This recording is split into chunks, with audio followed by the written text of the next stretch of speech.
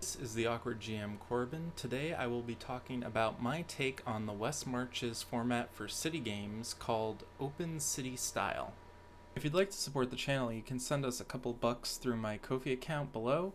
Also, I love to support independent game masters and small businesses. If you'd like to sponsor a video, please contact me at awkwardgm.corbin@gmail.com and we can come up with a customized spot for you. First off, what are the differences between West Marches and Open City? West Marches is a way of planning D&D campaigns that was created by game designer Ben Robbins. I'll post a link to his blog in the description below. His goal was to overcome player apathy and mindless plot following by putting the players in charge of both scheduling and what they did in game. He also wanted the schedule to be flexible to adult responsibilities. So he came up with the three ideas that would become the foundation of the West Marches style games. 1. There was no set date or time. 2. No regular group, meaning the players could switch out at any time.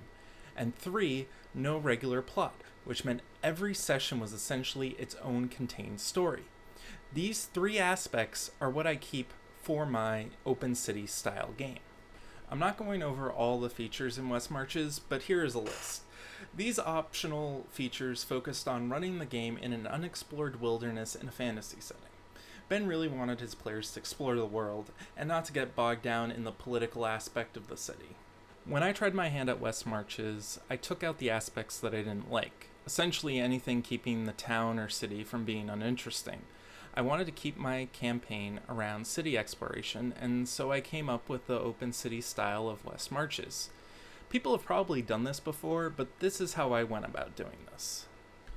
The key aspects you need to know about Open City are as follows. The city is where the adventure is. The players live and hang out there. There are many dangers to the cities, such as gangs, murderers, mysteries, and odd jobs. Delving into the inner workings and political intrigue of the city is where the focus should be. Don't be afraid to let your players decide to delve into their character backstories and histories. If they want to ask an old teacher of theirs if they need any help with anything, just run with it.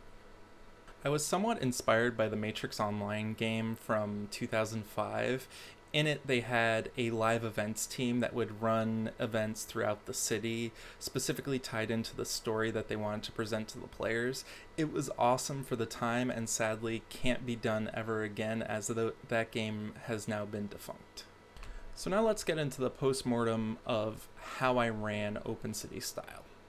The pitch was simple, a West Marches style game where the supernatural communities of Boston collaborate and collide. I hadn't come up with the name Open City Style yet, so I was still referring to it as West Marches. And I made sure to let potential players know that the game was LGBT+ friendly and that I was accepting of new players. One of my players was a friend of mine, but most of my players were new to the game. To get things set up, I wrote out a few factions, a handful of missions, and created a map of places in the city such as landmarks, bars, nightclubs, and faction headquarters. Since this is Boston, I just got a map from online. I made a main plot point of half of the supernaturals in the city disappearing a few months prior.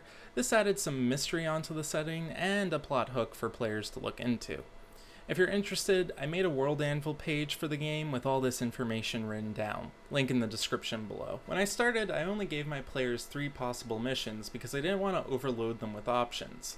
Now before each session, I send out a list of missions to my players and I have them vote on which one they want to play. In some cases, players might want to do a mission based on something they encountered on a previous mission, and then I flex my improv skills to give them what they want. And also I have some missions that can be repeated, such as the Boiler Room Fight Club mission that's up there.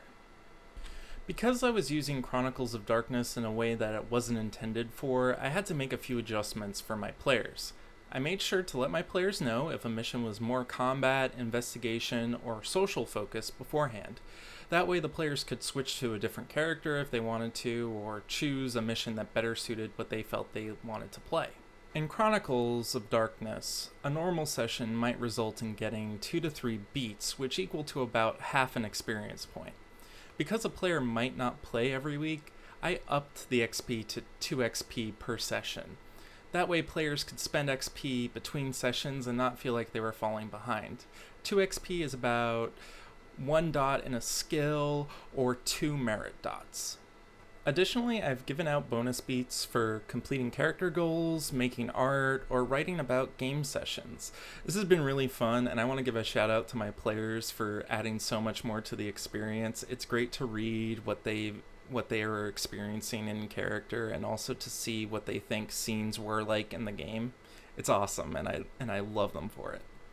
I like to run social-only sessions from time to time. It lets players relax and get a feel for the setting that combat and suspense-driven sessions don't really allow for. Don't feel like you need to focus on a main plot point. The disappearance in my game aren't the driving force for every session. A lot of sessions are just self-contained, but I do like to link the main plot in as an Easter egg for observant players. If you can, I highly recommend focusing on player backstories a lot. This really helps get players immersed into the setting, and it also makes them feel part of the city, so that the political intrigue that happens isn't just around NPCs, it's also around other players. Because my group got so big, I wrote out a code of conduct to make sure that players knew what expectations I had for them, and to make sure that the players knew what to expect from me. I haven't had to use it at all, but it's there to make sure that everyone feels safe and secure in this playgroup. If you're interested at all, I've put a link to my code of conduct in the description, and feel free to make a copy of it and modify it to fit your own game group. We started about 3 to 4 months ago, and it's since grown from 3 players up to 10 active players, and also we have 3 GMs who are actively running games in this setting. It's fun times, and we have great stories, and if you stick around to the end of the video after the outro, I'll tell you about my Junk Food Wars session, which some of my players say was the best session they ever played in. Please let me know what you think of Open City style in the comments below. If you liked the video, smash the thumbs up button, subscription button, the bell icon, and whatever else YouTube's algorithm uses to tell people I'm here. Thank you so much for watching, and have a good one. This is the part where I go off script and talk a little bit about my Junk Food Wars session that I ran. Essentially, the players were investigating a fast food place where a bunch of wolf-blooded had kidnapped a ghoul and were force-feeding him in order to create a special blood that they could mix into the food that would make their food addictive and sell better. The players kind of went off the rails a bit. They split up the party early on. 2 of them were being Karens in the to the cashier at the front desk in order to get into the back room and see what they were cooking, while another 2 were in the basement actually doing some investigative work. It got into this point where the manager was trying to just get the 2 upstairs out so that they could close up shop or whatever, and the demon player managed to make him slip up and tell them that there were dead bodies in the basement. That's when combat started, and that's when the demon pulled out a Hellfire pistol and shot a couple of the wolf-blooded, turning them into piles of ash. Meanwhile, the vampire in the basement flew up to the ceiling in the kitchen, turned into a bear, because apparently that's an ability vampires have with their protean, and fell on top of one of the wolf-blooded, bit off their head. Another vampire was using his shotgun to blast the wolf-blooded's heads off. And then the werewolf went into the alley and used one of their spiritual magic gifts to effectively take over a duck boat, which is an iconic tourist boat in Boston. He took over one and had it slam into the restaurant, killing several of the cultists or wolf-blooded in the area. It was a great session. We all had lots of fun, and it just was comically crazy.